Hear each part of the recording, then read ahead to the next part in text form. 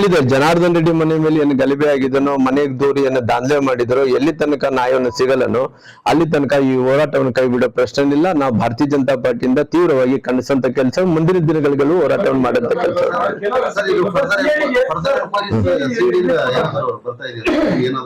ನಮಗೇನು ಅಪ್ಡೇಟ್ಸ್ ಇಲ್ಲ, ಅದರಿಂದ ಆಲ್ರೆಡಿ ಹೇಳಿದೀನಿ ಸ್ಪಷ್ಟವಾಗಿ. ನಮಗಂತೂ ನ್ಯಾಯ ಸಿಗಲ್ಲ ಅನ್ನಂತ ನಮ್ಗೆ ಬಹಳ ಸ್ಪಷ್ಟವಾಗಿ ಕಾಣ್ತಾ ಇದೆ. ಇವಾಗ ನ್ಯಾಯ ಸಿಗಲ್ಲ ಅಂತಂದ್ರೆ ಪಾದಯಾತ್ರೆ ಮಾಡೋ ಅಂತದ್ದು ಹೋರಾಟ ಮಾಡ್ತೀವಿ ಅಂದ್ರೆ ನ್ಯಾಯ ಸಿಗದಿದ್ರೆ ನಾವು ಹೋರಾಟದ ಹಾದಿ ಹಿಡಿತೀವಿ ಅಂದ್ರೆ ಯಾವ ರೀತಿ ಹೋರಾಟ? ಇನ್ನು ಸಾಕಷ್ಟು ಹೋರಾಟಗಳಿದಾವ. ಇನ್ನು ಹಂತವಾಗಿ ನಮ್ಮ ಪಾರ್ಟಿಯಲ್ಲಿ ರಾಷ್ಟ್ರೀಯ ಅಧ್ಯಕ್ಷರು ಮೊನ್ನೆನೇ ಆಯ್ಕೆ ಆಗಿರೋ ಕಾರಣ ಇದ್ರ ಬಗ್ಗೆ ಕಳೆದ ಬಾರಿ ನಾವು ಈ ಗಲಭೆ ಆದ ತಕ್ಷಣ ಪಾದಯಾತ್ರೆ ಮಾಡ್ಬೇಕಂದ್ರೆ ನಮ್ಮ ರಾಜ್ಯಾಧ್ಯಕ್ಷರುಗಳು ಒಪ್ಪಿಗೆಯನ್ನು ಕೊಟ್ಟಿದ್ರು. ಒಪ್ಪಿಗೆಯನ್ನು ಕೊಟ್ಟಿದ ನಂತರ ಬೇರೆ ಬೇರೆ ಕಾರಣಗಳಿಂದ ಅದು ಮುಂದೂಡುವಂತ ಕೆಲಸ ಮಾಡಿ, ಮುಂದಿನ ದಿನಗಳಲ್ಲಿ ನಮ್ಮ ಪಾರ್ಟಿ ಕೋರ್ ಕಮಿಟಿ ಸದಸ್ಯರು, ಅಧ್ಯಕ್ಷರು ಎಲ್ಲರೂ ಕೂಡ ತೀರ್ಕೊಂಡು ಎಲ್ಲರೂ ಕೂಡ ಸಹಮತಿ ಇದೆ, ಇಲ್ಲ ಅನ್ನೋಕೆ ಹೋಗಲ್ಲ, ಯಾರು ಕೂಡ ಇಲ್ಲ ಅನ್ನಲ್ಲ. ಖಂಡಿತವಾಗಿ ಇದ್ರ ಹೋರಾಟವನ್ನು ಹೆಂಗ್ ಮಾಡ್ಬೇಕನ್ನಂತ ನಾವು ತಿಳಿಸುವಂತ ಕೆಲಸ ಮಾಡ್ತೀವಿ. ಅಲ್ಲಲ್ಲ, CID ಏನು ತನಿಖೆ ಆಗುತ್ತೋ ತನಿಖೆ ನಡೆಯಿಲ್ಲ. ನಮ್ಮ ಹೋರಾಟಕ್ಕೆ CIDಗೆ ಏನು ಸಂಬಂಧ ಇಲ್ಲ. ಆ CID ತನಿಖೆಯಿಂದ ಏನಿದೆ ಆ ತನಿಖೆ ನಡೆಸ್ಕೊಂಡು ಹೋಗ್ಲಿ. ಮುಂದಕ್ಕೆ ನಾವು ಇದ್ರ ಬಗ್ಗೆ ಪಾರ್ಟಿಯಲ್ಲಿ ಚರ್ಚೆ ಮಾಡ್ತಾ ಇದೀವಿ. ಮೊನ್ನೆ ಚರ್ಚೆ ಮಾಡಿದಂತ ಟೈಮಲ್ಲಿ ಕೂಡ ರಾಮ್ಲವ್ರೆ ಹಂತವಾಗಿ ಇದನ್ನ ಮುಂದುವರಿಸುವಂತ ಕೆಲಸ, ಹೋರಾಟ ಮಾಡ್ಬೇಕನ್ನಂತ ವಿಚಾರವನ್ನು ಕೂಡ ಹೇಳಿದ್ದಾರೆ. ಇನ್ನು ನಾವು ಕೋರ್ ಕಮಿಟಿ ಇದರಲ್ಲಿ ಕರೆದ ನಂತರ ಚರ್ಚೆ ಮಾಡ್ತೀವಿ, ಚರ್ಚೆ ಮಾಡಿ ತೀರ್ಮಾನವನ್ನು ತಗೊಳ್ಳೋಂತ ಕೆಲಸ ಮಾಡ್ತೀವಿ.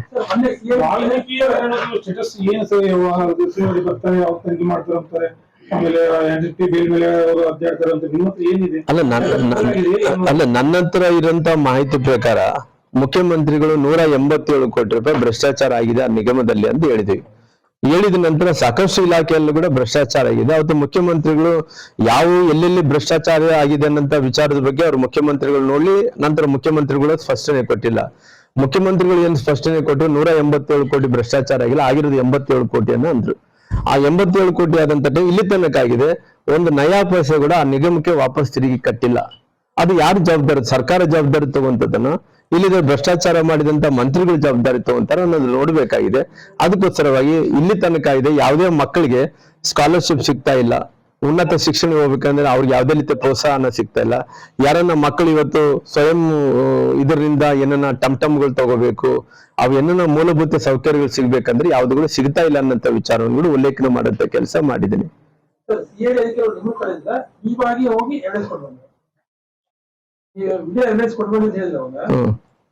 ಇಲ್ಲ, CID ಅವ್ರಿಗೆ ಇನ್ನ CID ಅವ್ರಿಗೆ ಕೊಟ್ಟಿಲ್ಲ ರೀ, ಎಲ್ಲ ಪೊಲೀಸರಿಗೆ ನಿಮ್ಮ ಮೂಲಕ ನಾವು ಕಳಿಸಂತ ಪ್ರಯತ್ನ ಮಾಡಿದ್ವಿ.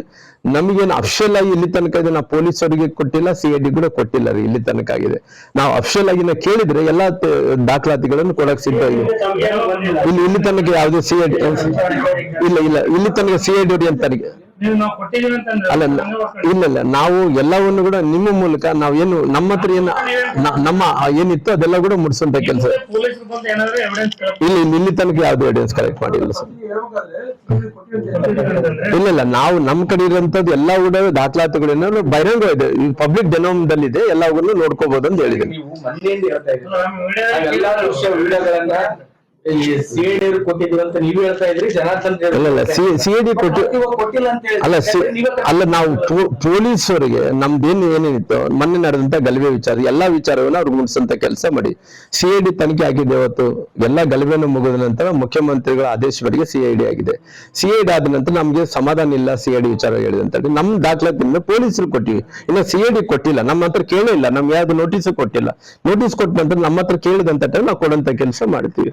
ಸರ್, ಈಗ ಮೊನ್ನೆ ಡೆಲ್ಲಿಗೆ ಹೋಗಿದ್ರಿ, ದೆಹಲಿಯಲ್ಲಿ ಏನಾದ್ರು ನಾಯಕರಿಗೆ ಈ ವಿಷಯ ಮುಟ್ಟಿಸೋ ಪ್ರಯತ್ನ ಮಾಡಿದ್ರ ಅಥವಾ ಅದ್ರ ಬಗ್ಗೆ ಏನಾದ್ರು ಕೇಳಿದ್ರ? ಅಲ್ಲ, ಯಾರು ನೋಡ್ರಿ, ಅಲ್ಲ ಇಲ್ಲಿ ಯಾರು ಕೂಡ ಅಲ್ಲಿ ಎಲೆಕ್ಷನ್ ಪ್ರೋಸೆಸ್ ಇರೋ ಕಾರಣ ರಾಷ್ಟ್ರೀಯ ಅಧ್ಯಕ್ಷರು ಆಯ್ಕೆ ಮಾಡುವಂತ ವಿಚಾರದಲ್ಲಿ ದೇಶದಲ್ಲಿದ್ದಂತ ಎಲ್ಲ ಕೋರ್ ಕಮಿಟಿ ಸದಸ್ಯರನ್ನು ಕೂಡ ಕರೆದಂತ ಟೈಮಲ್ಲಿ ಎಲ್ಲ ರಾಜ್ಯಕ್ಕೆ ಸಂಬಂಧಪಟ್ಟಿದ್ದ ಕೋರ್ ಕಮಿಟಿ ಸದಸ್ಯರೆಲ್ಲರೂ ಕೂಡ ಅವ್ರನ್ನ ಏನು ಹೆಸರನ್ನು ಪ್ರಸ್ತಾಪನೆ ಮಾಡ್ಬೇಕು ಅಂತ ಹೇಳಿ ಕರೆದಿದ್ರು. ಆ ಟೈಮಲ್ಲಿ ನಾವೆಲ್ಲರೂ ಕೂಡ ಹೋಗಿದ್ವಿ. ಎಲ್ಲರೂ ಕೂಡ ತುಂಬಾ ಬಿಜಿ ಇದ್ರಿ, ಈ ಬಗ್ಗೆ ಅವ್ರು ಕೂಡ ಮಾತಾಡಿಲ್ಲ.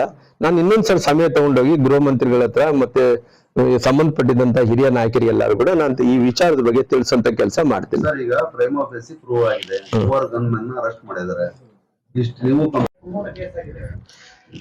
ನಾನು ಬಹಳ ಸ್ಪಷ್ಟವಾಗಿ ಹೇಳಿದ್ದೇನೆ, ನಾನು ಆ ತಾಯಿಯವರಿಗೆ ಆ ಸಂತ್ರಸ್ತಿ ಬಾಲಕಿಗೆ 30 ವರ್ಷ ನಮ್ಗೆ ಎಕ್ಸಿಡೆಂಟ್ ಒಂದು ಪೋಕ್ಸೋ ಆಕ್ಟ್ಸ್ ಮೇಲೆ ಇವರು ಬಾಲಿಕೆ ಹೆಸರು ಸ್ಕೂಲು ಎಲ್ಲ ಹೇಳಿ ನಿಮ್ಗೆ ಪುರಾಣ ಅಂದ್ರೆ ಗೊತ್ತಾಗುತ್ತಿಲ್ಲ. ಪುರಾಣ ಓದ್ಕೊಂಡಿರಾ? ಸರ್, ಈಗ ಪುರಾಣ ಪ್ರವಚನಗಳು ನೋಡ್ರಿ ಎಲ್ಲವನ್ನು ಕೂಡ ನೋಡ್ರಿ ಹೆಸರು ಬಳಸ್ಬೇಕಾದ್ರ ನೋಡ್ರಿ 30 ವರ್ಷ ರಾಜಕಾರಣದಲ್ಲಿ ಇದ್ದೀವಿ ಅಂತ ಹೇಳ್ತೀರಿ. ಪುರಾಣ ಪ್ರವಚನಗಳು ಉದಾಹರಣೆ ಕೊಡೋದಕ್ಕಿಂತ ಬಟ್ ನೀವು ತಿಳ್ಕೊಬೇಕಾಗಿತ್ತಲ್ಲ. ನೋಡ್ರಿ. ಬಹಿರಂಗ ಆಗಿ ನೋಡ್ರಿ ನಾನು ಅಲ್ಲ ಒಬ್ರ ಅಂದ್ಮೇಲೆ ಒಬ್ರು ಕೇಳಿ. ಎಲ್ಲಾರು ಹೇಳಿದ್ರೆ ನೀವ್ ಹೇಳಿದ್ರೆ ನಿಮ್ಗೆ ಉತ್ತರ ಕೊಡ್ತೀನಿ. ನೋಡ್ರಿ ನಾನು ಹೇಳೋದಿಷ್ಟೇ, ನನ್ನಿಂದ ತಪ್ಪಾಗಿರ್ಕೋಸ್ಕರವಾಗಿ ನಾನು ಕ್ಷಮೆ ಯಾಚನೆಯನ್ನು ಕೇಳ್ತಾ ಇದ್ದೀನಿ. ನಾನು ಬಹಳ ಕ್ಲಿಯರ್ ಆಗಿ, ಅದಕ್ಕಿಂತ ದೊಡ್ಡ ಮಾತು ಯಾವ್ದಿಲ್ಲಲ್ಲ. ಅಲ್ಲಲ್ಲ, ಒಂದು ಮಾತು ಅರ್ಥ ಮಾಡ್ಕೊ. ನಾನು ಇವತ್ತು ಆ ಸಂತ್ರಸ್ತ ಕುಟುಂಬಕ್ಕೆ ನನ್ನಿಂದ ಏನು ನೋವಾಗಿದೆನೋ ಆ ನೋವಾದಂಥ ಕುಟುಂಬಕ್ಕೆ ಅದು ನನ್ನ ಮಗಳಂದೇಳಿ ತಿಳ್ಕೊಂಡಿದ್ದೀನಿ. ಹಂಗಾಗಿ ಆ ತಾಯಿಗೆ ನಾನು ಕ್ಷಮೆ ಯಾಚನೆಯನ್ನು ಕೇಳ್ತೀನಿ. ಅದ್ರ ಜೊತೆಲಿ ನಾನು ಆ ಕುಟುಂಬಕ್ಕೆ ಏನಿದೆನೋ ಅವ್ರ ನ್ಯಾಯ ಸಿಗೋ ತನಕ ಅವ್ರ ಜೊತೆಲಿ ಇರ್ತೀನಿ ಅನ್ನೋ ಮಾತನ್ನು ಕೂಡ ಹೇಳ್ತೀನಿ. ನಿರ್ಭೀತ, ನಿಷ್ಪಕ್ಷಪಾತ, ವಿಶ್ವಾಸಾರ್ಹ ಸುದ್ದಿಗಳಿಗೆ ಮತ್ತೊಂದು ಹೆಸರಾಗಿರೋ ನ್ಯೂಸ್ 18 ಕನ್ನಡ ಈಗ ಆಪ್ನಲ್ಲೂ ಲಭ್ಯ ಇದೆ. ದಯವಿಟ್ಟು ಇಲ್ಲಿರೋ QR ಕೋಡ್ ಅನ್ನ ಸ್ಕ್ಯಾನ್ ಮಾಡಿಕೊಂಡು ಆಪ್ ಡೌನ್ಲೋಡ್ ಮಾಡೋದಕ್ಕೆ ಮರಿಬೇಡಿ. ನಿಮ್ಮ ಬೆಂಬಲ ಹೀಗೆ ಸದಾ ನಮ್ಮೊಂದಿಗಿರಲಿ. ಧನ್ಯವಾದ.